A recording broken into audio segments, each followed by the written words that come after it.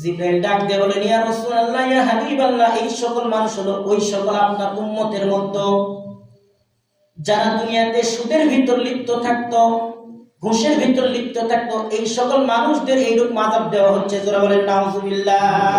রাসূল সাল্লাল্লাহু আলাইহি ওয়াসাল্লাম দেখতে পেলেন এমন কিছু লোক যে আযাবী মানুষদের ভিতর নারীগুলো বেশি, মহিলাগুলো বেশি, তাদেরকে উলঙ্গ অবস্থায় আগুনে পোড়ানো হচ্ছে। রাসূল সাল্লাল্লাহু আলাইহি ওয়াসাল্লাম ডাক দিয়ে বললেন, রে ভাই জিবরাইল, এই সকল মানুষগুলো কারা? জিবরাইল ডাক দিয়ে বলেন, ইয়া রাসূলুল্লাহ, ইয়া হাবিবাল্লাহ, এই সকল মানুষ আপনার উম্মতের মধ্যে ওই সকল মানুষ যারা দুনিয়াতে জিনার ভিতর লিপ্ত থাকতো। যারা বলেন নাউযুবিল্লাহ। আমরা মুসলমান মনে করতেছি জিনা মনে হয় ওই কাজটাই শুধু, কিন্তু শুধু ওই কাজটা নয়, অনেক রকম জিনা আছে। আপনি অন্যায় কাজের জন্য আপনি পা দ্বারা চললেন, এটা পায়ের জিনা করা হলো।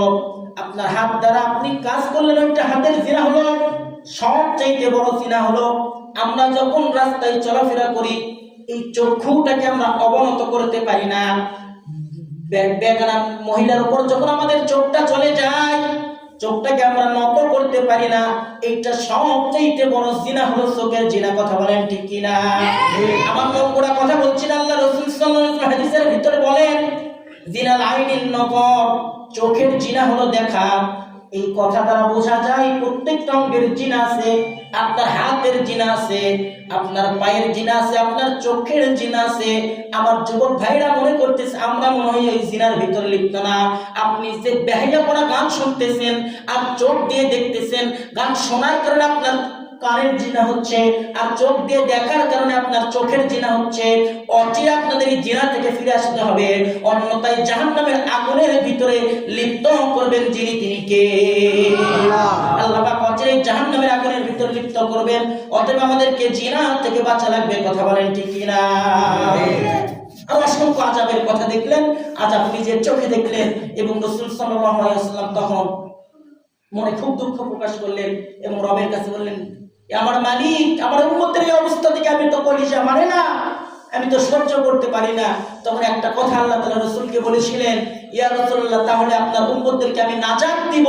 আপনি যদি কিয়ামতের দিন যাদের উপর জাহান্নাম ওয়াজিব হয়ে গিয়েছে, আপনাকে সুপারিশ করার জন্য আমি অর্ডার করব, সুপারিশ করার সুযোগ দিব, আপনি আপনার উম্মতদের মধ্যে থেকে সুপারিশ করে জান্নাত পর্যন্ত নিয়ে যাবেন। সুবহানাল্লাহ, বলেন সুবহানাল্লাহ।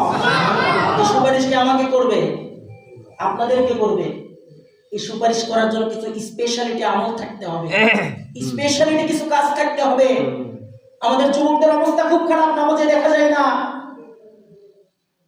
যুবকরা মডেল মনে করছে, ওই খ্রিস্টানদেরকে মডেল মনে করতেছে, ওই ইহুদিদেরকে মডেল মনে করতেছে, ওই পশ্চিমাদের দালালকে আজকে যুবকরা মডেল মনে করতেছে।